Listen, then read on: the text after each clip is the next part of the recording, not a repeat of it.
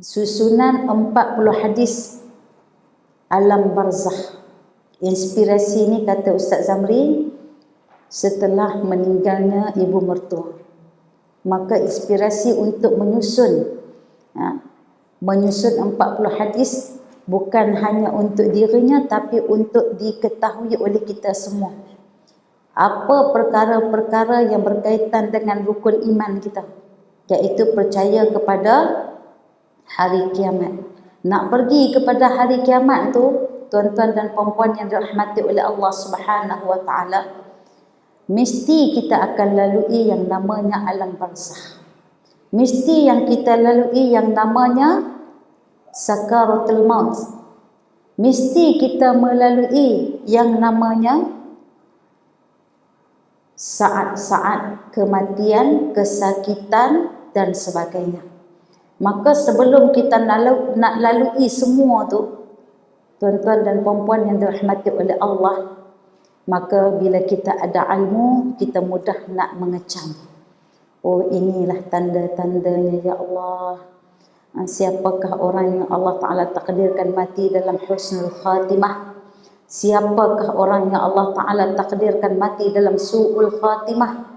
Dan kita boleh memilih sebenarnya bagaimana cara mati kita. Allahu Akbar, Masya Allah, Tabarakallah. Dan salah satu daripada rukun iman kita, iaitu percaya kepada perkara-perkara yang berkaitan dengan sam'ayat, yang boleh kita dengar saja sekarang. Sekarang ni bila kita cerita bab kematian, walaupun hari-hari kita dikhabarkan dengan kematian demi kematian, kita hanya boleh melihat dengan mata, kita hanya boleh simpati dan empati, tetapi kita belum merasai, betul tak?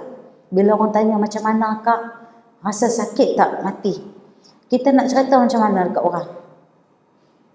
Tak dapat kita nak cerita, kecuali kita kata apa? Mati dulu baru tahu. Betul tak? At least hari ni dengan hadis-hadis yang bakal kita baca menuntut untuk kita faham kemudian beriman.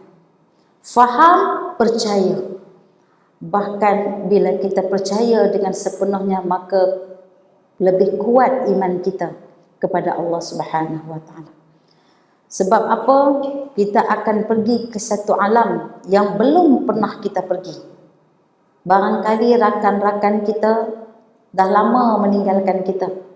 Barangkali ibu bapa kita dah pergi lama meninggalkan kita. Tak ada siapa pun yang dapat balik cerita suasana rasanya mati, suasana hebatnya alam barzakh, suasana azabnya di alam barzakh. Tidak ada sesiapa yang mampu menceritakan kepada kita kecuali hadis-hadis yang disampaikan kepada kita oleh baginda sallallahu alaihi wasallam. Jadi insya-Allah tuan-tuan dan puan-puan yang dirahmati oleh Allah, mungkin kita tak dapat habiskan hari ini sebanyak-banyaknya, tapi kita akan cuba selesaikan dengan hadis-hadis yang kita baca ini insya-Allah dengan sebaik mungkin. Boleh insya-Allah? Kita mulakan dengan hadis yang pertama. Hadis yang pertama, muka surat 1, mati permulaan jalan menuju ke alam barzakh. Saya baca matan hadisnya. Bismillahirrahmanirrahim. An Abi Hurairah radhiyallahu anhu qala idza kharajat ruhul mu'min talaqaha malakani yus'idaniha. Qala Hammad fadhakara min taybi rihiha wa dhakara al-misk. Qala wa yaqulu ahlus sama' ruhun tayyibah ja'at min qibali al-ard sallallahu alaihi wa ala jasadin kunti ta'murinahu فينطلق به إلى ربه عز وجل ثم يقول انطلقوا به إلى آخر الأجل. قال وإن الكافر إذا خرجت روحه. قال حماد وذكر من نسمها وذكر العنان. ويقول أهل السماء روح خبيثة جاءت من قبل الأرض. قال فيقال انطلقوا به إلى آخر الأجل. قال أبو هريرة رضي الله عنه فرد رسول الله صلى الله عليه وسلم ريطة كانت عليه على أنفه هكذا رواه مسلم. Daripada Abu Hurairah radhiyallahu anhu berkata, apabila roh orang mukmin keluar daripada jasadnya, roh itu akan disambut oleh 2 malaikat yang membawa roh itu naik ke langit. Seorang perawi hadis yang bernama Muhammad berkata, Abu Hurairah radhiyallahu anhu menyebutkan tentang wanginya roh itu sepertinya bau kasturi. Kemudian Abu Hurairah berkata, semua penduduk langit mendoakan roh itu. Inilah roh yang baik datang daripada bumi. Semoga Allah merahmatimu ke atas jasadmu yang kamu imarahkan dengan amal ibadah. Maka dibawa roh itu menghadap Allah Azza wa Jal. Kemudian Allah memerintahkannya, bawalah roh itu ke tempat akhir perjalanan, yaitu Al-Aliyin. Dan sesungguhnya apabila roh itu keluar daripada jasad orang kafir, Muhammad berkata, Abu Hurairah radhiyallahu an bercerita tentang baunya yang busuk dan mendapat laknat daripada malaikat. Semua penduduk langit mengatakan, inilah roh yang berbau busuk yang datang daripada bumi. Kemudian dikatakan kepada para malaikat, bawalah rohnya ke tempat akhir perjalanannya, iaitu As-Sijjin. Abu Hurairah radhiyallahu anhu berkata, Rasulullah sallallahu alaihi wasallam menutup hidungnya dengan kain tipis yang berada di atas badannya, sambil Abu Hurairah menggayakan cara Rasulullah sallallahu alaihi wasallam menutup hidungnya. Beliau berkata, beginilah caranya. Jom muslimat, jom muslimin, kita buat cara mengikut bagaimana. Bila saya baca hadis ni, Abu Hurairah menunjuk ketika mana para malaikat menutup hidung, para penduduk langit menutup hidung kerana berbau yang sangat busuk daripada jasad orang-orang yang tidak beriman kepada Allah Subhanahu wa taala. Ini dipanggil hadis musalsal. Allahu akbar. Mari kita lakukan insya-Allah mengikut sunnah baginda sallallahu alaihi wasallam. Kita tengok pada keterangan. Setiap yang bernyawa pasti akan merasai kematian. Kullu nafsin za'iqatul maut. Setiap yang bernyawa, maksud kata yang bernyawa tu bukan sahaja makhluk yang bernama manusia, bukan sahaja makhluk yang bernama jin, tetapi setiap yang bernyawa, sama ada ikan di lautan, sama ada binatang-binatang yang melata, binatang-binatang yang ada di atas muka bumi, binatang yang berterbangan, begitu juga para malaikat. Sampai satu ketika mereka semua akan mati. Macam tu juga kita, muslimin muslimat yang dirahmati oleh Allah. Kepastian pada kematian ini adalah satu perkara yang mesti kita beriman dengannya. Cumanya kita tak tahu tarikh bila kita nak mati. Tak ada siapa dikhabarkan kematian, tarikh kematian masing-masing. Ada tak? Kod-kod ada muslimat yang ada boleh angkat tangan? Kod-kod dia dapat dah berita ke kematian, dia nak mati bila sekian-sekian tarikh, jam berapa, di mana, tak ada kan? Semua kita tidak tahu tarikh kematian kita. Tapi yang pasti setiap hari kita, setiap yang bernyawa pasti akan mati. Sebab apa? Sebab apa tuan-tuan dan puan-puan? Hikmahnya terbesar kita tidak tahu. Kita tidak mengetahui tarikh kematian kita. Bayangkan tuan-tuan dan puan-puan yang dirahmati oleh Allah Subhanahu wa taala. Kalau kita tahu tarikh kematian kita, ada dua, satu keburukan, satu kebaikan. Yang kebaikannya, kita sentiasa dalam keadaan bersedia, seronok kan? Tahu dah nak mati, tak naklah buat dosa-dosa, tahu nak mati bila, tak nak buat dosa, itu kebaikan lah. Dia duduk dalam keadaan kebaikan, itu pun kalau dia baik. Sebab manusia ni dia panggil al-insan mahallul khata' wan nisyan. Manusia ni tempatnya melakukan kesalahan, tempatnya selalu lupa. Lama-lama dia buat amal ibadah, lama-lama dia cemui. Dia jemu, orang Kedah kata dia cemui. Betul tak? Lama sangat kita buat baik ni, duk rasa macam ya Allah, lama sangat dah duk bertahajud lah. Ada juga hari tak mau tahajud. Lama buat kebaikan. Sebab tu manusia ni tidak ada yang tak bersalah. Itu sifat manusia. Wan nisyan. Nisyan tu maksud dia lupa. Kadang-kadang dia terlupa. Itu perangai dia. Sebab apa? Kita ni mewarisi daripada sikap yang Allah Ta'ala tampilkan melalui Nabi Adam alaihi salam. Nabi Adam pernah satu ketika Nabi Adam memberi dia punya umurnya kepada Nabi Daud alaihi salam. Bila sampai ajalnya, malaikat datang. Malaikat datang untuk cabut nyawa Nabi Adam, asalnya 1000 tahun. Tapi dibagi kepada Nabi Daud alaihi salam 400 tahun. Tinggallah lagi dibagi selama 40 tahun, tinggallah lagi 960 tahun.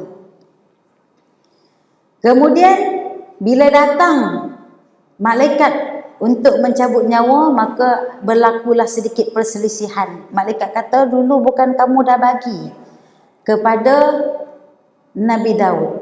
Dia kata, bila aku bagi? Dia dah tak ingat dah. Bila aku bagi? Aku tak bagi. Diterang dan sebagainya, tetap Nabi Adam lupa. Ini Allah Ta'ala nak tunjukkan melalui kisah Rasulullah sallallahu alaihi wasallam menceritakan di dalam hadis yang lain. Jadi sampai hak ini manusia ni memang dia sangat sinonim dengan lupa. Semakin usianya bertambah, semakin banyak lupanya. Semakin banyak lupanya, semakin banyak pula kelemahan yang berlaku dalam diri. Itu sebab disebut al-insan mahallul khata' wan nisyan. Kemudian setiap orang yang pasti akan mati tu, bila dia hikmah dia tak tahu tarikh kematiannya. Yang pertama tadi saya dah sebut, yang kedua keburukannya. Yakni dia akan menangguh-nangguh. Contoh, dia tahu umur dia nak mati pada usia 60 tahun ataupun 70 tahun. Kalau macam tu umur 60 tahun nantilah kita bertaubat. Sekarang ni pun tak tahu pun, dia ingat dia nak mati lambat. Betul tak? Awal lagi ni, muda lagi ni, dia tak tahu kematian itu datang tanpa mengira umur, tanpa mengira sakit atau sihat, tanpa mengira tua atau muda. Dan hikmahnya, bila kita tidak tahu tarikh kematian kita, kita sentiasa dalam keadaan bersedia, ready to jannah, insyaAllah. Sentiasa bersedia. Mana nak tahu kejap-kejap lagi duduk tengah ceramah ni, elok, Allahu Akbar, Masya Allah, Tabarakallah. Manalah nak tahu hari ni dapat datang majlis ilmu, besoklah yang terakhir. Orang ni bila dia dalam keadaan bersedia, dia akan gunakan sebaik-baiknya masa sebagai kualiti dalam kehidupannya. Allahu Akbar.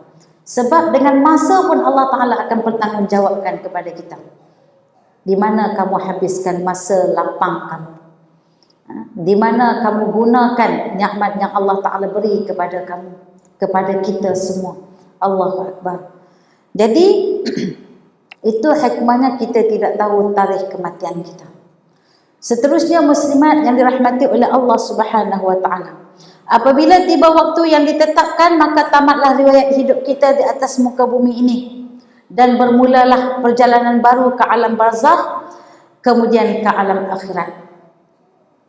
Sementara nak sampai ke sana tu muslimat, kita nak bertemu dulu dengan yang namanya al-maut. Setiap orang akan merasai sakitnya kematian. Kita akan rasa sakitnya kematian, dan setiap orang akan dimatikan dengan apa yang selalu dia buat setiap hari. Apa yang selalu dia buat setiap hari dalam kehidupan dia, rutin dia. Muslimat, bimbang kita. Bimbang kalau kita bukan manusia, insan ataupun hamba yang bertakwa kepada Allah Subhanahu wa Ta'ala. Sebab tu kita kena kenal pasti apa tujuan kita hidup atas muka bumi ini. Wa ma khalaqtul jinna wal insa illa liya'budun. Tidaklah aku ciptakan jin dan manusia ini adalah semata-mata untuk beribadah kepada Allah Subhanahu wa Ta'ala. Kalau kita pegang yang ni, tuan-tuan dan puan-puan yang dirahmati oleh Allah Subhanahu wa Ta'ala, selamat kita. Kita tahu siapa diri kita. Kita tahu tujuan kedatangan kita, dan kita tahu tempat kembali kita. Kita akan fokus untuk kembali ke perkampungan akhirat kita yang namanya syurga. maka kita akan buat kerja-kerja ahli syurga saja di atas muka bumi ini.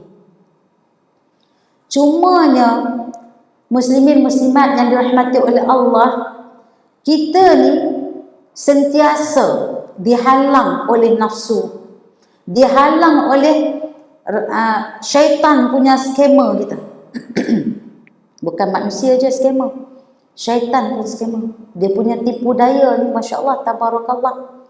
Skema syaitan ni, dia bukan skema orang yang bermaksiat kepada Allah saja. Dia turut scam orang yang berbuat taat kepada Allah. Sebab syaitan dulu dia pernah taat kepada Allah. Lebih hebat lagi ibadah dia berbanding kita ni. Sehingga dilantik menjadi ketua. Bukan AJK ibadah, ketua ibadah. Allahu Akbar, Masya Allah, tabarakallah. Jadi dia tahu selok-belok mana hamba-hamba yang taat kepada Allah dan mana hamba-hamba yang taat tapi tidak berilmu. Allahu Akbar.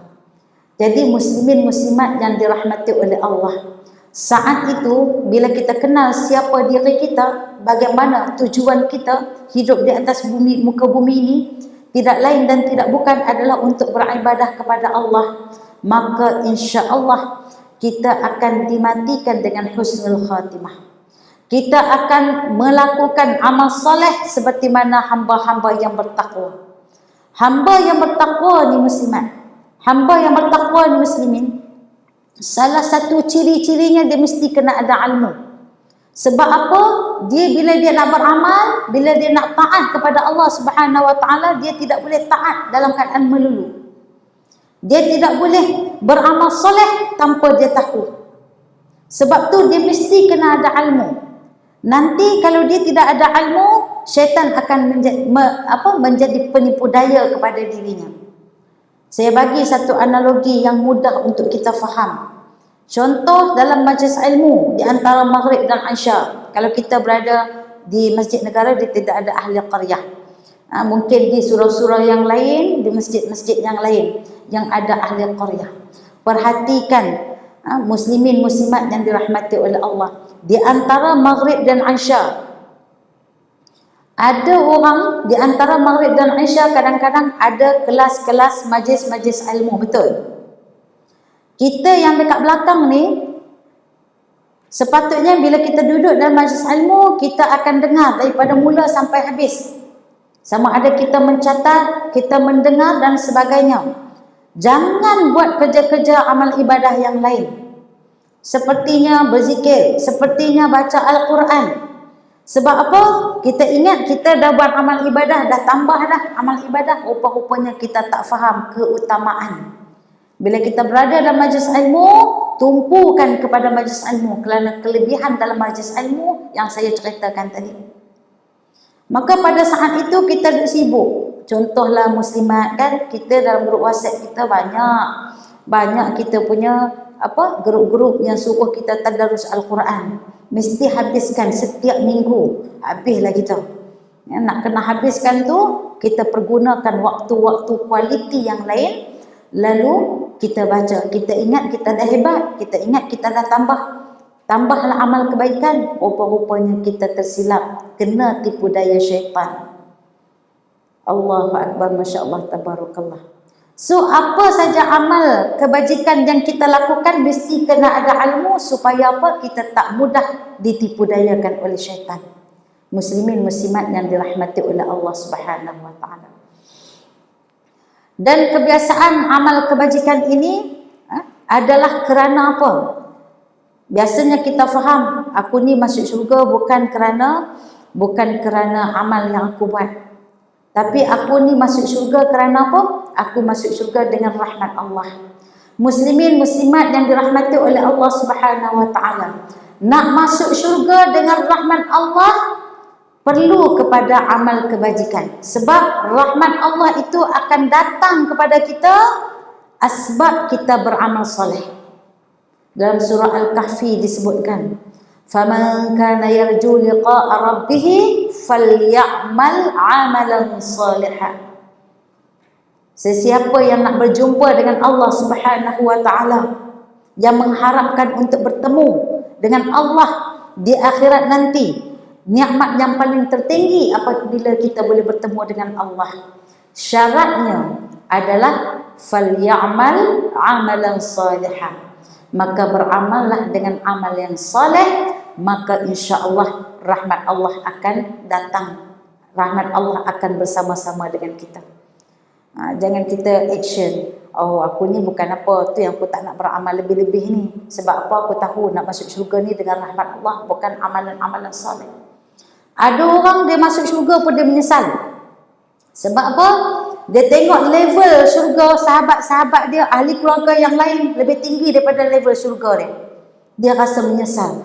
Kalaulah dulu aku lebih sikit sedekah aku lebih sedikit sedekah-sedekah aku di dunia, maka insya-Allah mungkin aku sama level dengan mereka.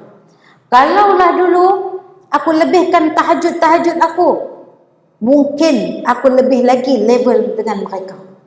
Kalaulah dulu aku banyakkan istighfar berbanding orang yang berdosa yang beristighfar kepada Allah, maka mungkin aku di dalam syurga nanti aku akan lebih istighfar, aku akan lebih level dalam syurga. Allahu akbar, masya-Allah, tabarakallah. Muslimin muslimat yang dirahmati oleh Allah, seandainya kalau hari ini kita tak dapat berlumba-lumba dengan ahli ibadah yang lain, yang mereka banyak menggandakan amal ibadah daripada hari ke hari, kalaulah hari ini kita tak dapat berlumba-lumba dengan mereka, maka kita berlumba-lumbalah dengan orang-orang yang berdosa dalam istighfar mereka. Sebab kita pun hamba yang berdosa, muslimat. Kita pun hamba yang berdosa. Kalaulah kita tak letak diri kita level dengan orang yang berdosa, tetapi orang berdosa itu beristighfar kepada Allah, memohon keampunan, maka rugilah kita. Dahlah dengan ahli ibadah kita tak dapat nak berlumba-lumba, apatah lagi dengan orang yang berdosa, yang sering beristighfar kepada Allah Subhanahu wa taala. Seterusnya, cuma yang membezakan kita ialah apa yang berlaku ketika mana dicabutkan roh tersebut. Yang mana orang-orang Islam yang saleh, orang-orang Islam yang beriman kepada Allah. Sebab apa dinyatakan di sini orang-orang Islam yang saleh? Sebab ada saja orang Islam tetapi fasik. Ada saja orang Islam tetapi maksiat kepada Allah Subhanahu wa taala. Sebab tu disebut roh orang-orang Islam yang soleh, roh mereka itu dicabut perlahan-lahan. Dalam surah An-Nazi'at disebut wan-nasyitati nashta. Dicabut oleh para malaikat dalam keadaan yang berlemah lembut. Siapa mereka tu? Siapa roh orang-orang yang soleh itu, muslimin muslimat? Kita lah, insya-Allah.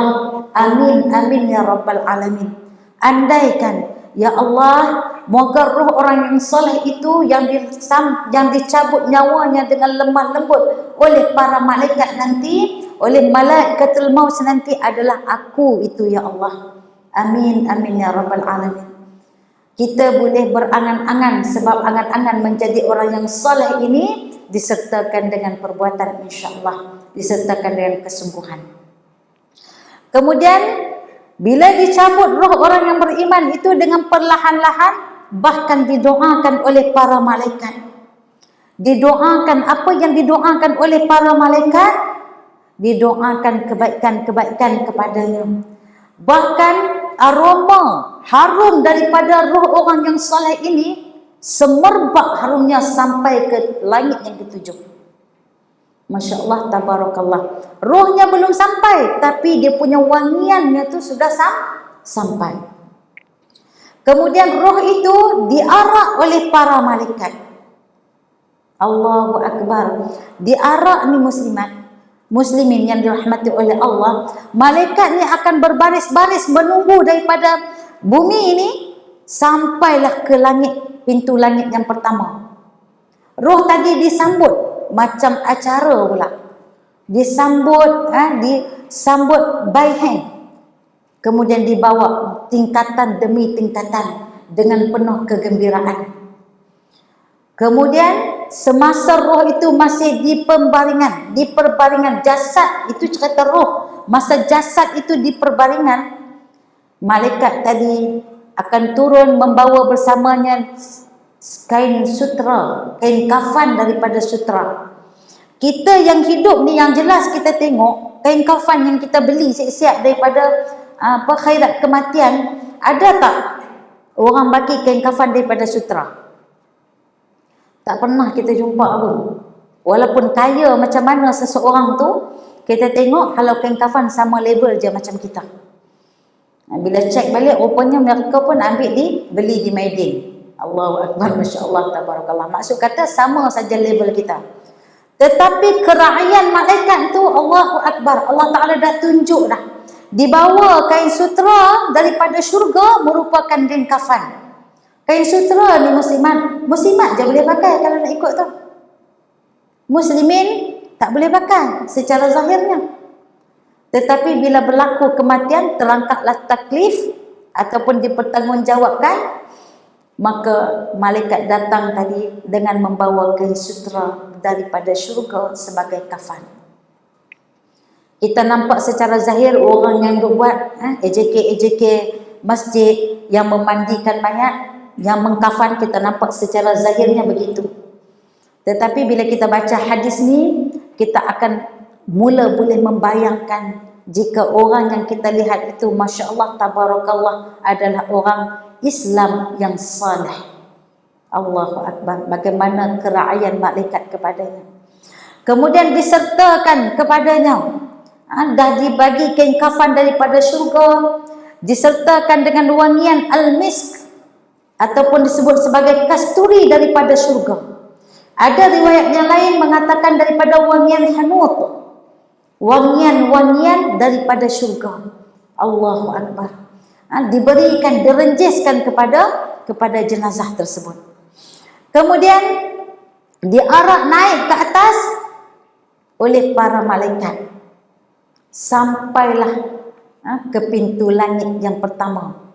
Roh orang-orang mukmin, muslimin muslimat yang dirahmati oleh Allah, tempat mereka adalah di langit. Mereka diletakkan satu tempat yang disebut sebagai Al-Aliyin. Senang kita nak faham, disebut RNR lah. Bila sampai di sana, para roh orang-orang yang beriman ini berebut-rebut nak sambut, memuji-muji haruman wangian daripada roh yang baru disabut tadi. Sibuk mereka memuji, excited nak sambut kedatangan roh orang yang beriman. Allahu Akbar. Siapa tu? Kita lah tu, insya-Allah. Amin, amin ya rabbal alamin. Kemudian bila sampai di sana, dalam satu hadis yang lain disebutkan, bila sampai di sana, muslimin muslimat yang dirahmati oleh Allah, sibuk roh orang yang beriman ini nak bertanya perihal keluarga mereka di dunia, nak tanya perihal sahabat-sahabat mereka di dunia, sibuk nak tanya. Sampaikan malaikat mengatakan, biar dulu sebentar, biar dulu roh ini rehat sebentar, dia baru tadi terpisah daripada keluh kesah dunia, dia masih lagi penat, biarkan dia rehat sebentar. Kemudian para roh orang yang beriman tadi itu pun bertanya, bagaimana keadaan si fulan ataupun si fulanah di dunia? Maka roh tadi pun kerut kening. Seingat saya, lebih kurang macam ni, dia punya mafhum dia daripada hadis. Roh yang orang yang sekian-sekian kamu sebut namanya itu, dia telah pun meninggalkan dunia lama dah. Maka terkejutlah roh orang yang beriman yang berada di langit. Sebab apa? Tempat persinggahan roh orang yang beriman tak pergi ke tempat lain, muslimin muslimat. Dia akan pergi ke langit. Tapi kalau sampai sahabat yang disebut nama sekian-sekian meninggal, tak sampai ke langit, pergi ke mana muslimat? Maksud kata, dia bukan mati dalam keadaan beriman. Kata mereka, kata penduduk langit, bahkan lelaki ini ataupun perempuan ini telah pergi menemui ibunya, iaitu neraka Hawiyah. Allahu Akbar, Masya Allah, Tabarakallah, wal ayazubillah. Nama yang disebut tu bukan nama kafir, tetapi nama orang mukmin, nama orang Islam, tetapi ruhnya tidak sampai ke langit. Bayangkan muslimin yang dirahmati oleh Allah. Bimbang kita mati dalam keadaan syirik. Bimbang kita mati dalam keadaan tidak beriman kepada Allah Subhanahu wa taala. Sebab dalam satu hadis yang lain disebutkan, man akhiru kalamihi la ilaha illallah dakhala al-jannah. Siapa yang akhir kalamnya dengan kalimat la ilaha illallah, maka dia masuk syurga. Di situ ulama mengatakan kalimat la ilaha illallah maksudnya mati dalam keadaan beriman. Ada orang bila dia mati dia tak sebut pun la ilaha illallah, tetapi dia sebut, contoh saya bagi satu contoh, sebab dia biasa sebut ayat-ayat ini, dia biasa dengan zikir-zikir ini. Apa yang dia sebut? Contoh dia sebut raditu billahi rabba wa bil islami dina wa bi muhammadin nabiyyan wa rasula, ataupun disebut subhanallah alhamdulillah wa la ilaha illallah allahu akbar, ataupun disebut alhamdulillah saja, ataupun disebut pelbagai doa-doa yang dia sering sebut. Maka bila akhirnya dia akan sebut perkara yang baik-baik, maka dia mati dalam keadaan orang yang beriman. Sebab baginda sallallahu alaihi wasallam saat sakaratul maut, baginda menyebut ar-rafiqul a'la. Setiap para nabi ini diberi pilihan oleh Allah saat mereka sampai ke penghujung ajalnya, mereka diberi pilihan oleh Allah sama ada untuk meneruskan kehidupan ataupun untuk kembali ke rahmatullah.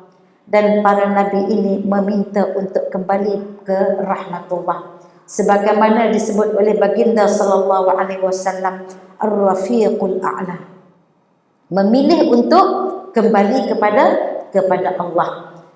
Bila kita sebut kembali ke rahmatullah, bagi orang yang beriman, yang kita tak dapat nafikan bahawasanya rahmat Allah itu luas kepada orang-orang yang beriman kepada Allah. Masya Allah, tabarakallah. Muslimin muslimat yang dirahmati oleh Allah, setiap daripada kita ni tak lari daripada rasa sakitnya kematian. Saat sakaratul maut akan rasa setiap daripada kita. Tetapi ada juga orang yang kita lihat sakit tetapi dia tidak rasa kesakitan tersebut.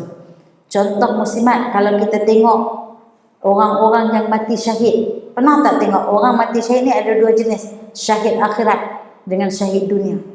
Keduanya mati, Masya Allah, tabarakallah, dalam keadaan diredai oleh Allah Subhanahu wa ta'ala. Ada yang mati tersenyum, ada yang mati tersengih pun ada. Masya Allah, tabarakallah. Lalu kita pun mengatakan, dalam hati kita mesti terdetik, bukankah setiap orang yang menghadapi sakaratul maut dia akan rasa sakit? Sebab baginda sallallahu alaihi wasallam sendiri pun rasa sakitnya mati.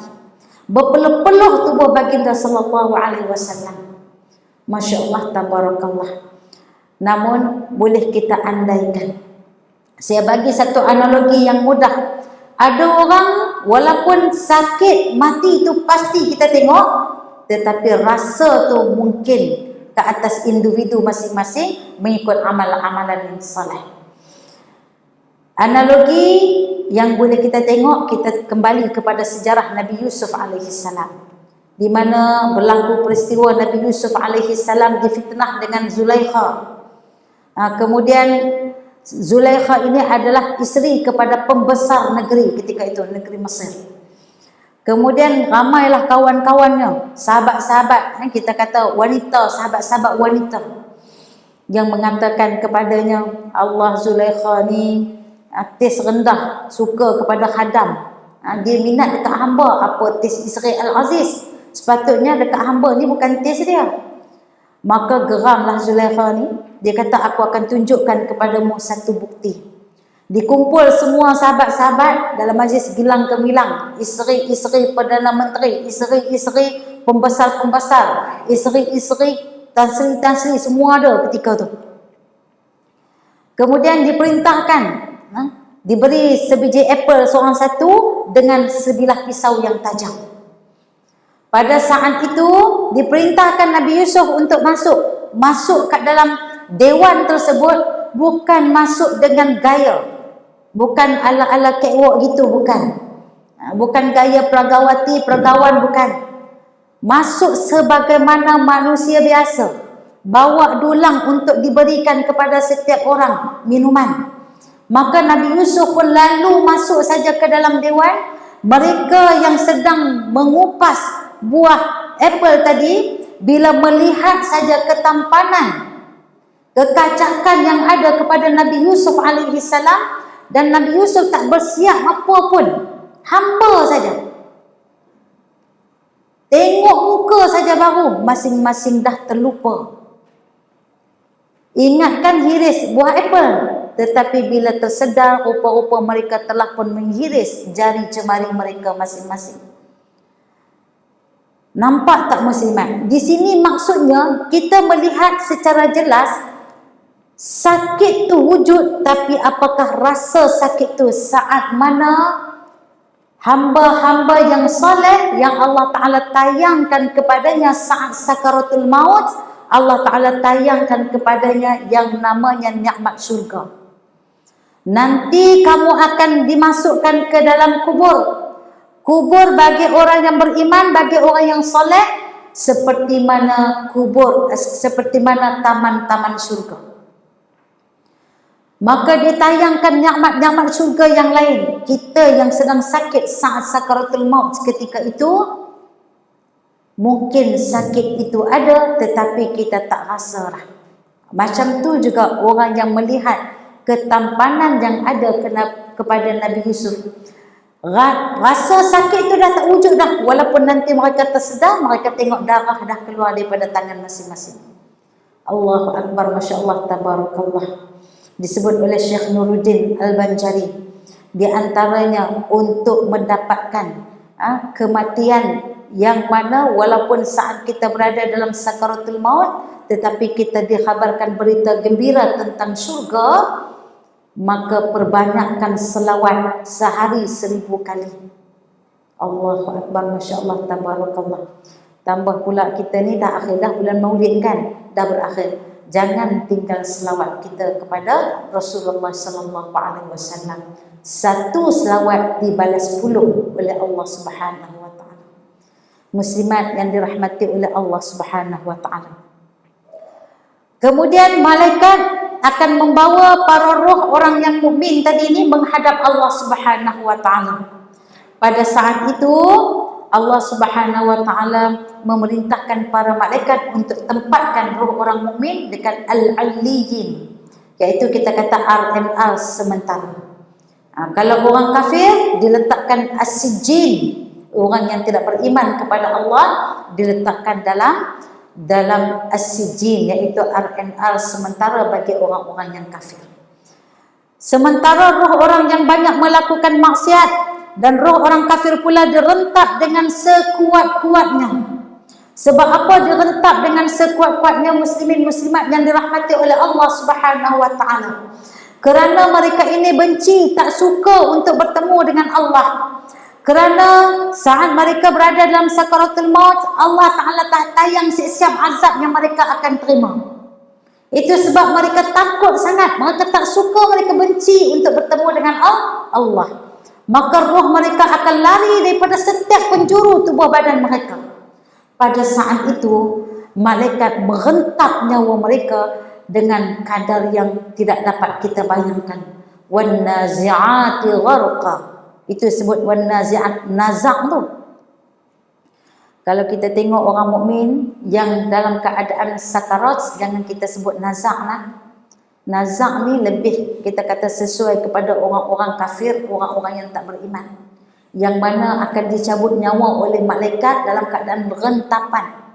Sedangkan roh orang-orang mukmin kita sebut sakarat, dalam keadaan sakarat, yang mana nanti dia akan dicabut dengan perlahan-lahan oleh malaikatul maut.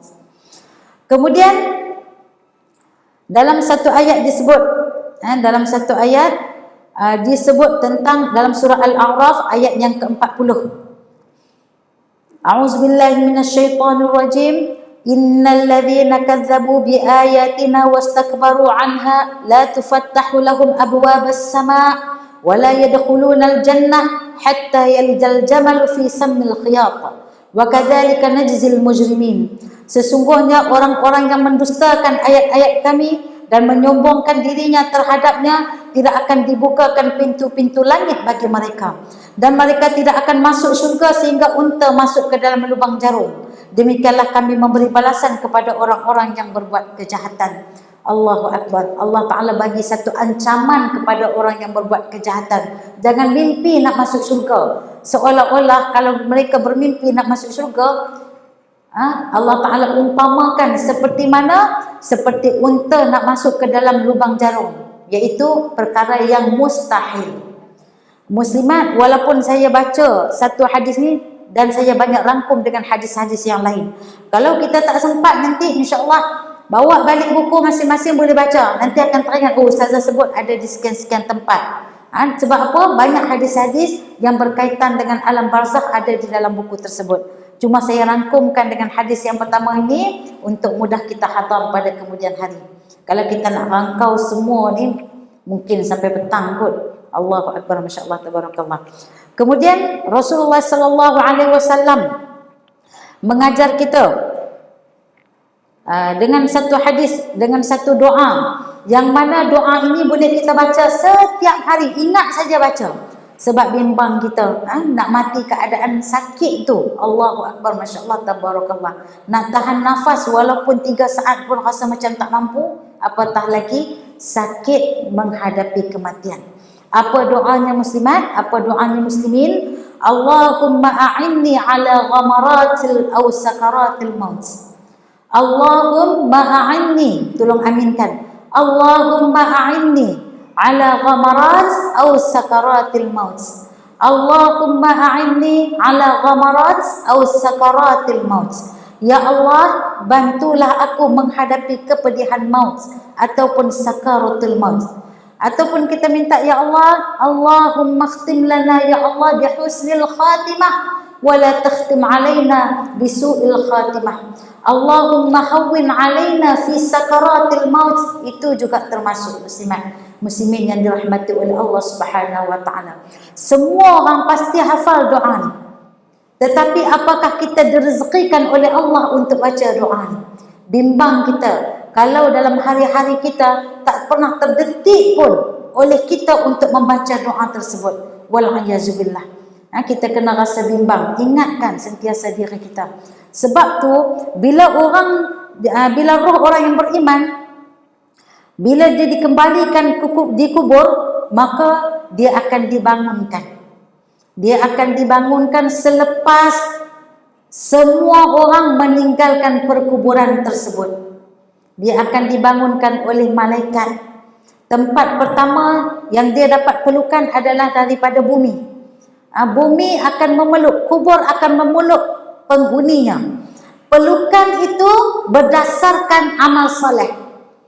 Kalau dia orang yang beriman, pelukan itu sangat mesra. Dia memang menunggu-nunggu, rindu kepada penghuninya, mengingatkan tentang asal-usul penghuninya daripada tanah. Tetapi kalau roh itu bukan roh orang yang beriman, maka dia akan peluk dengan pelukan yang menyebabkan belaga tulang rusuk, patah tulang rusuk. Allahu Akbar, masya-Allah, tabarakallah, wal'ayazubillah. Itu daripada orang yang tidak beriman. Kemudian apabila telah kembali mereka ini ke rumah, maka ruh tadi dibangunkan. Kata para malaikat kepada ruh tadi, datang Munkar dan Nakir, di mana Rasulullah sallallahu alaihi wasallam mengingatkan kepada kita orang yang hidup, doalah, berdoalah kepada Allah supaya ruh di dalam sana, saya sebut mafhum daripada hadis, ruh di dalam sana dapat menjawab soalan-soalan yang bakal ditanya. Sebab nanti ruh itu akan ditanya oleh Munkar dan Nakir. Pada saat itu muslimin dan muslimat yang dirahmati oleh Allah, dibangunkan ruh tersebut, maka Munkar dan Nakir pun mula bertanya. Pertama sekali bagi orang yang beriman, ditanya, "Madza taqul hadzal rajul?" Apa yang kamu nak kata kepada lelaki ini? Ada imej seorang lelaki ditampilkan di depan ruh tadi ni. Lelaki, imej lelaki tersebut, kalau kita tak pernah cinta pada dia, kalau kita tak pernah berselawat kepada dia, kalau kita tak pernah menyebut, tak pernah mengikuti sunnah dia, confirm kita tak kenal. Kita tak akan kenal dia. Kita tak ingat dia, kita tak tahu sebab dia tinggalkan kita berapa lama dah. 1400 tahun yang lalu. Kalau di segi biasanya kita memang tak kenal. Tetapi kalau kita menyintai, kita merindui, kita berselawat, kita selalu ikut sunnahnya, maka kita akan kenal. Bila ditanya oleh malaikat, "Madza taqul hadzal rajul?" Maka jawab roh orang yang beriman, "Asyhadu an la ilaha illallah wa asyhadu anna Muhammadan abduhu wa rasuluh." Bila kita sebut perkataan ini, kita kena ingat ayat ini adalah doa bila kita selesai berwudu. Betul tak? Doa yang paling simple selepas kita berwudu. Asyhadu an la ilaha illallah wa asyhadu anna Muhammadan abduhu wa rasuluh. Kemudian ditambah lagi, Allahumma ja'alni minat tawabin waj'alni minal mutatahhirin waj'alni min ibadikas salihin. Kemudian ada penambahan lagi. Dalam kitab Bidayatul Hidayah dicatatkan, Subhanakallahumma wa bihamdika asyhadu an la ilaha illa anta astaghfiruka wa atubu ilaik. Kita sentiasa baca. Sebab tu soalan-soalan di dalam kubur adalah soalan-soalan bocor yang boleh kita tahu siap-siap di dunia, tetapi akan dijawab mengikut kadar amalan soleh kita. Kalau kata orang yang tidak beriman, dia tak boleh jawab. Tanyalah siapa. Ma rabbuka, ma rabbuka, madza taqwa hadzal rajul, pun tak boleh dia jawab. Apa ikutan kamu pun tak boleh jawab. Apa kitab kamu pun tak boleh jawab. Semua la adri, daripada roh orang-orang yang tidak beriman kepada Allah Subhanahu wa taala. Masya-Allah, tabarakallah. Dan roh itu, Allahu Akbar, mendengar, telinga mereka sangat sensitif. Mereka mendengar setiap derapan langkah kita di atas dunia ni. Sebab tu Rasulullah sallallahu alaihi wasallam mengatakan sunnah untuk kita bila nak pergi berziarah, buang selipar, jangan pakai selipar. Telinga orang-orang yang telah meninggalkan kita adalah sangat sensitif. Dalam satu peristiwa peperangan Badar, setelah kemenangan berpihak kepada umat Islam, kemudian ramailah pembesar mereka, pembesar kafir musyrikin Quraisy yang meninggal dunia, yang mati dalam keadaan su'ul khatimah. Yang mana mereka ini terdiri salah seorangnya daripada Abu Jahal, Utbah bin Syaibah, Al-Mughirah dan yang lain. Rasulullah biarkan jasad mereka terbiar 3 hari. Kemudian setelah 3 hari Rasulullah datang. Lalu Rasulullah bertanya kepada mereka, mafhumnya, kamu nampak tak lagi janji Allah? Rasulullah tanya, kamu tahu tak lagi kebenaran yang telah kamu dustakan dulu? Maka pada saat itu kata Sayyidina Umar Al-Khattab, ya Rasulullah, apakah mereka ini boleh menjawab soalanmu? Apakah mereka ini mendengar apa yang kamu tanya? Maka kata Rasulullah sallallahu alaihi wasallam, disebut mafhumnya muslimat, sesungguhnya roh orang-orang yang mati ini, telinga mereka lebih sensitif daripada telinga orang yang hidup. Allahu Akbar. Sebab tu tak ada masalah muslimat kalau kita pergi ke kuburan, kita bercakap-cakap dengan kedua bapa kita. Kita bercakap dengan saudara mara yang meninggalkan kita. Yang salahnya kalau kita minta ampun dekat mereka. Kita minta mereka tu tolong ampun, tolong ampunkan kita dan sebagainya, itu yang salah. Kita minta mereka untuk menunaikan hajat, itu yang salah. Tetapi kalau kita bercakap, bertanya khabar walaupun tidak ada yang membalas, tidak ada masalah. Sebab dalil Rasulullah sallallahu alaihi wasallam mengingatkan kita bila kita lalu dekat perkuburan, apa yang kita sebut? Rasulullah minta kita sebut apa? Assalamualaikum ya ahli diyar. Salam sejahtera ke atas ahli kubur. Wa inna insyaallah bikum lahiqun. Dan sesungguhnya dengan izin Allah nanti kita akan bertemu. Sia-sia tak kalau mereka tak dengar kita bagi salam? Sia-sia. Ini menunjukkan mereka mendengar. Dikuatkan dengan hadis di mana Rasulullah sallallahu alaihi wasallam bercakap dengan roh para kafir hari itu. Allahu akbar, masya-Allah, tabarakallah. Muslimin dan muslimat yang dirahmati oleh Allah Subhanahu wa taala. Okey.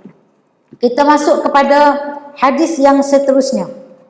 Saya langkah-langkah sikit sebab saya dah baca dengan hadis-hadis tadi ni, saya dah bagi perumpamaan.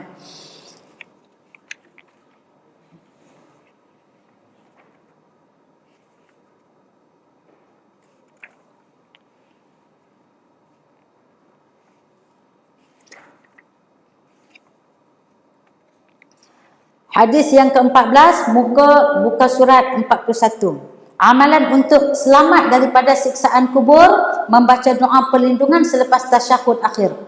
Ani bin Abbas radhiyallahu anhuma anna Rasulullah sallallahu alaihi wasallam kana yu'allimuhum hadha ad-du'a kama yu'allimuhum as-surah min al-Qur'an. Yaqul qulu Allahumma inna na'udzubika min 'adzabi jahannam wa na'udzubika min 'adzabil qabr wa a'udzubika min fitnatil masih ad-dajjal wa a'udzubika min fitnatil mahya wal mamat. Rawahu Muslim. Daripada Ibnu Abbas radhiyallahu an, sesungguhnya Rasulullah sallallahu alaihi wasallam mengajarkan mereka para sahabat doa ini seperti mana baginda ajarkan surah di dalam Al-Quran. Baginda bersabda, bacalah doa yang bermaksud, ya Allah, kami berlindung denganmu daripada azab neraka, daripada azab kubur, daripada fitnah Al-Masih Ad-Dajjal, dan daripada fitnah ketika hidup dan selepas mati. Okey, dalam keterangan, disunatkan membaca doa sebarang doa untuk kebaikan dunia dan akhirat sebenarnya. Sebab apa? Dalam hadis ini juga ada hadis yang lain yang menyatakan untuk selamat daripada fitnah Dajjal, maka Rasulullah mengajar hadis yang sedemikian rupa. Dalam hadis yang lain Rasulullah menasihatkan untuk membaca setiap kali kita selesai baca tasyahud akhir, tak kisahlah solat fardu ke, solat sunat ke, solat qada ke, i'adah ke dan sebagainya, maka setiap kali tasyahud akhir baca sampai innaka hamidum majid, terus membaca doa. Allahumma inna a'udzubika min azabi jahannam wa a'udzubika min azabil qabr wa a'udzubika min fitnatil mahya wal mamat wa a'udzubika min fitnati al-masih ad-dajjal. InsyaAllah terhindar kita daripada fitnah kubur, terhindar kita daripada fitnah Al-Masih Ad-Dajjal. Akhir zaman dah kita ni muslimat, kita duduk dalam keadaan akhir zaman. Yang fitnah yang datang bukan maksud orang fitnah kita, fitnah tu maksud dia ujian. Dajjal dia datang kepada kita, bukanlah dia datang untuk cari pengaruh daripada orang kafir. Tujuan kedatangan Dajjal adalah ujian bagi orang Islam. Ujian daripada menguji iman-iman orang Islam. Datang bukan biasa-biasa muslimat. Datang dalam keadaan bentuk tokoh yang diikuti. Seorang tokoh yang dah ada follower dia, yang menanti-nanti kedatangan dia. Tokoh yang mana setiap follower dia akan menyokong apa saja kerja buat dia. Sementara Allah Subhanahu wa taala mengizinkan bersama dengan Dajjal nanti adalah syurga dan neraka. Kita sampai hari ni kita tak pernah tengok lagi syurga dan neraka, betul tak muslimat? Sampai hari ni tak pernah tengok lagi. Tetapi Allah Taala izinkan Dajjal tu datang nanti, bersama dengannya syurga dan neraka. Dan kita boleh lihat. Bila kita lihat tu tergoyah tak kita? Wal a'yazubillah. Sebelum kedatangan Dajjal, kita akan berada dalam satu fasa kebuluran, fasa kelaparan. Pada saat Dajjal datang nanti, dia akan bawa bersama dengannya adalah segunung roti dan kuah. Siapa yang sokong dia, siapa yang mengaku dia sebagai Allah, maka dia akan dapatlah apa yang dibawa oleh Dajjal. Jadi umat Islam yang kurang iman dia akan terkeliru. Dia akan mudah terikut. Hari ni pun muslimat, Dajjal tak datang lagi, baru dia punya bunga-bunga dah, kita pun dah terpesong dah, betul tak muslimat? Hari ni kita terima berita-berita, Allahu Akbar. Tak tahu dah yang mana satu, yang mana betul. Allahu Akbar, Masya Allah, Tabarakallah. Muslimin muslimat yang dirahmati oleh Allah Subhanahu wa taala. Sebab tu Rasulullah sallallahu alaihi wasallam mengatakan kepada sahabat, ikatlah isteri dan anak-anak kamu di rumah. Sebab orang perempuan dia punya keinginan dia tinggi terhadap material. Itu fitrah yang Allah Ta'ala bagi. Orang lelaki memang dia tak apa minat sangat dengan material, tapi kalau janji bidadari je. Sebab itu fitrah Allah Ta'ala bagi dah kepada dia. Tu orang muslimat jangan heran. Kenapa bila janji dalam syurga bidadari je untuk orang lelaki. Orang perempuan tak dapat ke saza bidadara. Kan? Pasal pelik pula. Sebabnya Allah Ta'ala janji nikmat kepada orang-orang yang beriman, orang-orang yang beramal saleh mengikut fitrah kita sekarang. Saya nak tanya muslimat, selepas kita dah kahwin, dah dapat seorang suami, ada tak pernah terfikir nak ada suami yang kedua pula, yang lama ni dah macam tembok lah? Pernah terfikir tak? Tak pernah pun muslimat. Biarlah muka macam tembok ke macam apa ke, sabar kejap kan. Nanti kita akan masuk syurga, semua berubah jadi muka Nabi Adam AS. Ahli syurga, rupa ahli syurga, semuanya rupa akan berubah jadi rupa Nabi Adam AS. Nabi Adam AS diturunkan ke dunia dalam rupa ahli syurga. Besar kita nanti pun saiz kita macam Nabi Adam AS. 60 hasta tinggi dia, lebarnya 11 hasta. Agak-agak kalau 60 hasta berapa? Langutlah semua tengok apa atas kan. Mungkin kita kata dalam 2 buah bangunan dia punya tinggi, 2 tingkat bangunan. Tu orang tua-tua kata dulu tinggi seperti pohon kelapa. Itu besarnya Nabi Adam alaihissalam. Dan kita bila masuk syurga automatik semuanya berubah. Tapi bagi orang lelaki pula, bagi orang perempuan pula, bila Allah Subhanahu wa taala beri kepadanya nikmat yang namanya fitrah tadi ni, dia suka kepada kebendaan. Selepas kita beli satu cadar patchwork lah, saya tanya, kemudian Tupperware dan sebagainya, lepas tu ada tak rasa tak nak beli dah? Lepas keten-keten, lepas cadar-cadar, lepas Tupperware, ada tak kata insaf tak nak beli dah? Tak ada. Maka Allah Ta'ala janjikan nikmat material kebendaan kepada wanita itu adalah yang paling utama. Sedangkan orang lelaki, walaupun dia kahwin sampai hari ni, daripada usia mula dia kahwin sampai hari ni, duduk seorang tu lah dia kahwin.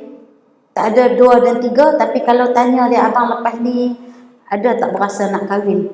Dia kata tak ada, yang seorang je, nipu benar. Sebab fitrah dia tu, kalau ada peluang, ada kekuasaan, ada harta, dia akan kahwin. Sebab apa? Itu fitrah mereka. Sebab tu Allah Ta'ala janji kepada mereka bidadari. Mereka kan heran sangat. Takat gelas-gelas dalam syurga, setakat permata-permata, yakut, lu'lu' wal marjan. Mereka tak heran sangat. Kalau semua tu ada, bidadari tak ada. Semua tu tak akan memberi erti apa-apa. Itu fitrah yang Allah Ta'ala beri kepada mereka. Sebab itulah Rasulullah SAW kata kepada para sahabat, ikat isteri kamu di rumah. Sebab dia mudah untuk terpengaruh dengan hal-hal keduniaan, apatah lagi yang berkaitan kedatangan Dajjal. Wal'iyazbillah. Maka sahabat pun bertanya, ya Rasulullah, jika kami ikat anak isteri di rumah, apa makanan kami? Apa kami nak makan kalau dia ikat? Kata Rasulullah SAW, makanan kamu adalah zikir, tahmid dan takbir. Allahu Akbar. Zikir, tahmid dan takbir tu bukan diamalkan ketika hari kejadian tu, tetapi diamalkan bermula hari ini. Kalau benda tu kita tak biasa, maka dia susah nak jadi vitamin kita satu hari nanti. Maksud kata kekuatan dalaman kita tu yang penting daripada kelemahan fizikal. Kalau lemahnya fizikal kerana tak makan, tak mengapa. Sebab apa? Semangat dan kekuatan dalaman dengan zikir-zikir kepada Allah Subhanahu Wa Taala, itulah yang akan mendapat bantuan daripada Allah Subhanahu Wa Taala. InsyaAllah. Jadi doa ni kita jangan lupa baca selepas setiap kali tasyahud akhir. Dan selepas baca doa ni, ikutlah kita nak tambah doa apa lagi. Rabbana atina fid dunya hasanah wa fil akhirati hasanah wa qina adzabannar. Rabbi ja'alni muqimas salah wa min zurriyyati rabbana wa taqabbal du'a. Macam-macam doa yang boleh kita amal sebelum kita bagi salam, insya-Allah. Jadi muslimin muslimat yang dirahmati oleh Allah Subhanahu Wa Taala, saya buka dulu kepada soalan sebab ustaz kata ada soalan. So saya buka. Kalau saya boleh jawab, saya jawab insya-Allah. Kalau saya tak boleh jawab, saya KIV dulu insya-Allah. Okey, silakan. Kalau ada soalan nak bertanya.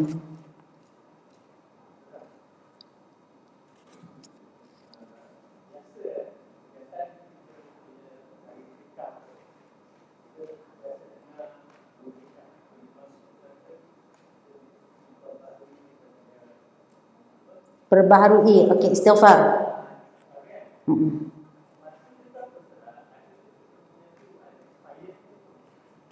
Bias kepada istighfar tu maksudnya begini, di antaranya kita nak lantik wali ke apa yang orang kata yang bukan fasik, dan kita faham setiap daripada kita ni manusia ni kullu bani adam al-khata'un, setiap anak Adam ini melakukan kesalahan, tak ada siapa yang suci, semua kita ni bersalah. Tapi apabila kita dilantik sebagai wali dan sebagainya, maka kena sama ada saksi dan sebagainya, maka sebaiknya kita kena beristighfar. Istighfar tu salah satu daripada tanda taubat kita kepada Allah. Sebab disebut kullu bani adam al-khata'un wa khairul khata'in at-tawwabun. Setiap anak Adam ini melakukan kesalahan, dan sebaik-baik orang yang bersalah adalah orang yang bertaubat kepada Allah Subhanahu Wa Taala. Dan lafaz taubat yang paling terbaik adalah istighfar. Astaghfirullahalazim. Panjang kan? Ada yang pendek. Astaghfirullahalazim. Ada astaghfirullahalazim alladzi la ilaha illa huwal hayyul qayyum wa atubu ilaih. Ada lagi panjang, sayyidul istighfar. Allahumma anta rabbi la ilaha illa anta khalaqtani wa ana 'abduka wa ana 'ala 'ahdika wa wa'dika mastata'tu a'udzu bika min syarri ma sana'tu abu'u laka bi ni'matika 'alayya wa abu'u bi dhanbin faghfir li fa innahu la yaghfiru dzunuba illa anta. Ikutlah yang mana kita boleh buat, yang mana kita sempat buat. Sedangkan hari-hari pun kita kena istighfar, apatah lagi bila kita dilantik dalam sesuatu majlis. Wallahu a'lam. Silakan.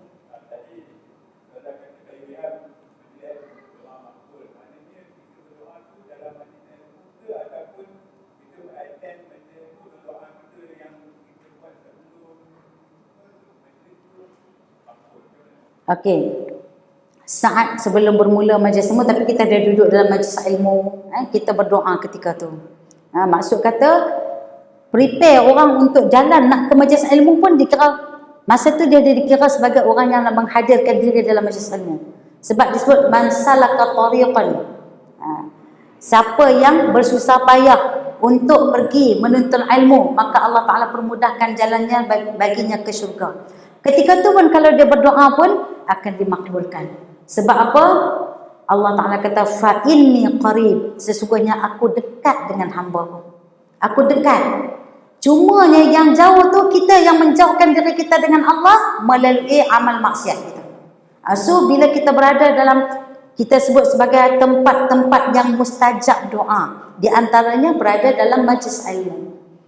Ada orang dia duduk dalam majlis ilmu, kemudian hujan pula, kemudian dia adalah penuntut ilmu, lagi bertambah-tambah keberkatannya dalam majlis ilmu, bertambah mujarabnya dalam berdoa kepada Allah Subhanahu Wa Taala. Insya-Allah, wallahu a'lam. Okay. Silakan. Boleh Ustaz jelaskan siapa itu golongan Iliyin? Golongan Aliyin. Okey, golongan Aliyin senang je. Adalah golongan orang-orang yang bertakwa kepada Allah Subhanahu Wa Taala. Golongan yang kita sebut sebagai orang Islam yang beramal saleh, orang yang mati yang mati dalam keadaan beriman, mati dalam keadaan husnul khatimah. Berbeza dengan golongan sijin. Golongan sijin adalah golongan yang tidak beriman kepada Allah Subhanahu wa taala. Termasuk orang yang syirik kepada Allah Subhanahu wa taala. Orang yang syirik ini pun boleh termasuk daripada orang Islam. Nama Islam, nama dia contohlah Fulanah binti Fulan, contoh. Tetapi dia mati dalam keadaan syirik. Apa yang maksud syirik ni? Orang yang menduakan Allah Subhanahu wa taala. Dalam bentuk apa? Contoh, nampak dia solat 5 waktu. Nampak dia berzakat macam biasa, tetapi dalam soal mencari rezeki dia menggunakan jampi-jampi, serapah dan sebagainya yang ada hubung kait dengan jin. Kemudian dia orang yang mendatangi kahin, orang yang mendatangi bomoh-bomoh, orang yang berjumpa dengan ahli nujum untuk menilik masa depannya, orang yang tatayur, orang yang menganggap sesuatu apa yang berlaku. Contoh, kalau binatang bewak yang melintas dia anggap sebagai sial, dipanggil tatayur, salah satu daripada tatayur. Maka orang ni termasuk orang yang syirik. Tapi kita kena faham, orang yang syirik ni lagi adalah dalam era zaman hari ni. Era zaman hari ni bila ada aplikasi medsos, contohlah kan, aplikasi medsos, tiba-tiba dia jumpa satu aplikasi. Ini nak cerita tipu daya syaitan yang paling mudah, yang kita tak sedar. Kalau dulu memang orang akan jumpa ahli nujum untuk tengok tangan. Betul tak? Hari ni ada tak orang jumpa? Tak ada dah. Ahli nujum pun tak wujud dah. Maka syaitan wujudkan satu lagi aplikasi. Iaitu, dia letak je muka dia, suruh ramal. Nama dia scan muka, ramal masa depan apa akan jadi dekat dia. Termasuklah dia ramal boleh pergi umrah. Tengok-tengok tahun 2025 dia pergi umrah. Dia percaya tak kepada aplikasi itu? Dia percaya. Itu bentuk syirik yang tersembunyi yang kita tak perasan. Sebab syaitan pun moden. Jangan ingat syaitan style dulu klasik masa zaman Nabi Adam, tak mati sampai hari ni. Maka dia lebih moden daripada kita. Dia lebih tahu macam mana nak menipu kita. Itu sebab orang yang nama Islam pun boleh jadi dia mati dalam keadaan syirik. Wal'ayazubillah. Jadi kita jelas di situ, mungkin kita kata, Ustazah kata orang kafir, mungkin orang kafir saja kot si jin. Yang selain itu al-liyin. Okey nah? Orang al-liyin adalah orang-orang yang salah. Tetapi boleh jadi orang Islam pengamalannya syirik, maka dia akan dimasukkan ke dalam neraka Jahannam. Terserahlah kepada Allah untuk masukkan dalam syurga semula akhirnya ataupun tidak. Biasanya Allah Subhanahu wa taala marah orang yang syirik dengan Allah. Inna syirka la zulmun azim. Buat dosa lain Allah Taala boleh ampun lagi. Syirik kepada Allah adalah kezaliman yang paling besar sekali dalam hidup kita. Kita sendiri yang menyusahkan diri kita. Allah Taala marah sungguh. Syirik itu apa maksud dia? Menduakan Allah muslimat. Kalau orang duakan kita marah tak? Diam je semua. Siapa tak marah angkat tangan, saya nak tanya betul. Marah tak? Marah.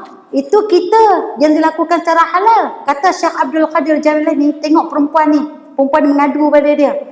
Ya Syekh, aku ni perempuan yang sempurna, isteri yang sempurna, isteri yang taat pada suami, yang selalu jaga kebajikan suami, khidmat kepada suami, tapi sampai satu ketika suami aku menduakan aku. Aku sangat kecewa, sedih. Kata Syekh Abdul Qadir Jalani, lihatlah pada perempuan ini, dia seorang hamba Allah, dia orang yang hamba yang penuh dengan kekurangan pun marah apabila diduakan, apatah lagi Allah yang maha sempurna, yang memberi segala kenikmatan, yang memberi segala kebaikan, yang beri apa saja yang hamba dia mahu, tiba-tiba hambanya berpaling tadak mensyirikkannya. Maka layaklah Allah untuk marah kepada hambanya. Wallahu a'lam. Silakan. Assalamualaikum warahmatullahi wabarakatuh. Ya, hadis.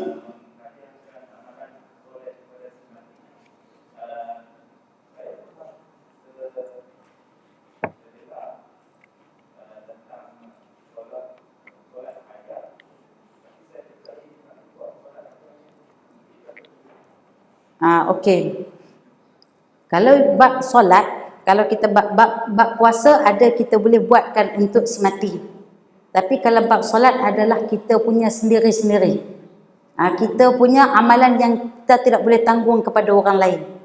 Jadi amalan saya tak boleh nak jawab secara detail sebab perlu kepada rujukan. Tetapi yang saya tahu, bila puasa yang ditinggalkan oleh si mati kan dan sebagainya, yang kita ni anak-anak para waris, ada dua keadaan yang boleh kita gantikan. Yang pertama, bila kita tahu secara jelaslah si mati ni memang dia meninggalkan puasa dan dia tak sempat untuk qada, maka si anak ni, contoh dia tinggal 30 hari, si anak ni kena gantikan, boleh tolong gantikan kepada si mati. Kalau tidak, kalau dia tak nak ganti boleh, dengan syarat harta si mati tadi itu difidyahkan. Contoh, kalau harta si mati ditinggalkan lebih kurang dalam 1 juta, banyak kan? Anak ada 5 orang, sepatutnya dia boleh ganti puasa mak dia tu, bahagilah seorang sikit ganti puasa. Tapi semua tu tak sanggup untuk puasa, maka dia kena ambil duit 1 juta tu, jangan faraid apa lagi, bahagi dulu fidyah mak tersebut. Bayangkan kalau mak ni tak pernah puasa, seumur hidup mak tak pernah puasa pun mak tu, daripada usia baligh sampai hari ni umur 80 tahun, lebih kurang 23 tahun. Maka duit yang 1 juta tu agak-agak habis dengan membayar fidyah. Jadi boleh buat dua pilihan, nak ganti ke nak bayar fidyah. Nak pilih yang mana satu?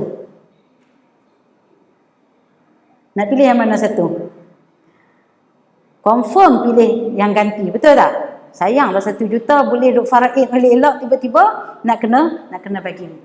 Okey. Kalau puasa, yang saya tahu, puasa adalah amalan kita sendiri yang tak boleh orang lain tolong buat kat kita. Tak boleh.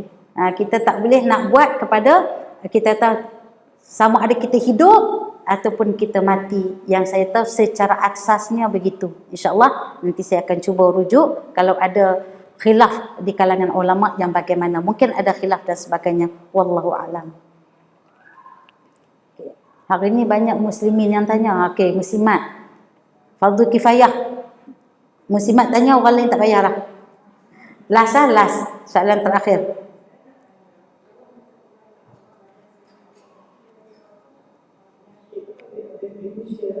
Okey.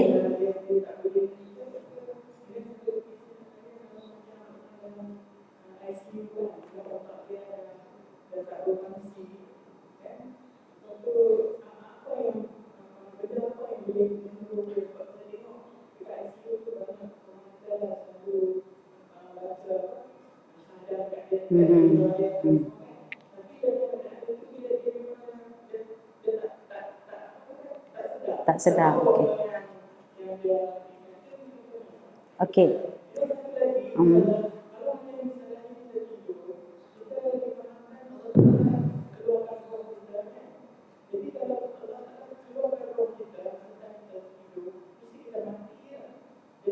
Mati yang sementara.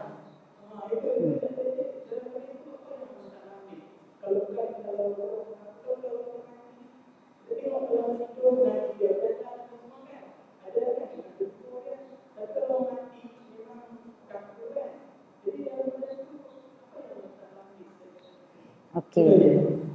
Yang pertama tadi tentang orang yang dalam keadaan koma, dalam keadaan demensia dan sebagainya. Bukan tugas dia lah, tapi tugas kita.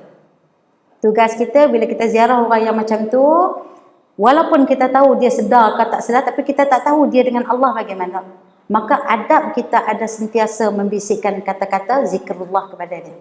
Supaya mana nak tahu di antara koma dia, di antara sedar dengan tak sedar tu, dia masih dengar ucapan kita. Dia akan ikut. Itu di antara adab-adab untuk kita ziarah orang-orang yang berpenyakit demikian, ataupun orang yang dalam keadaan sakarat tadi ni. Kita cerita dia, sebab dia dah tak sedar dengan dunia yang keadaan sekeliling dia. Dia hanya satu saja tujuan dia. Allahu Akbar. Jadi adab kita sentiasa berzikir, sentiasa mengajar dia untuk menyebut kalimah-kalimah yang baik. Di antara kalimah yang paling senang yang tidak ada kaitan dengan bibir adalah kalimat la ilaha illallah. Tak perlu tutup dan buka mulut pun, sebut la ilaha illallah. Bila kita tengok dia sebut la ilaha illallah, kita dah cukup setakat tu, biar dulu. Bila kita nampak dia mula merapu pula, baru kita bisik lagi di telinga dia, la ilaha illallah. Jangan sebut dengan kalimat-kalimat yang sukar. Asyhadu an la ilaha illallah wa anna Muhammadar Rasulullah. Itu kan panjang, susah. Dan la ilaha illallah cukup. Lepas tu kita bisik lagi di telinganya dengan kalimat Allah, Allah, Allah. Kita bisik dengan kalimat itu. Okey, berkenaan tentang bagaimana orang yang tidur. Tidur adalah disebut sebagai mati sementara, bukan mati yang sehakikatnya. Bukan hakikat mati yang sebenar. Seperti mana berlaku tidurnya para Ashabul Kahfi selama 300 tahun. Mereka tetap mengalih tubuh badan mereka membolak-balik. Seperti mana orang yang tidur, tapi berlaku tidur mereka adalah 300 tahun. Mereka belum lagi dicabut nyawa mereka dengan nyawa yang sebenar. Itu sebab kita sebut tidur kita ni adalah mati yang sementara. Ada juga Allah Ta'ala ambil roh pada ketika mana? Pada ketika dia sedang tidur. Itu semua kita pulang kepada Allah Subhanahu Wa Ta'ala. Wallahu a'lam. Akhir kalam, wabillahi taufiq wal hidayah. Wassalamualaikum warahmatullahi wabarakatuh. Subhanakallahumma wa bihamdika asyhadu an la ilaha illa anta astaghfiruka wa atubu ilaik.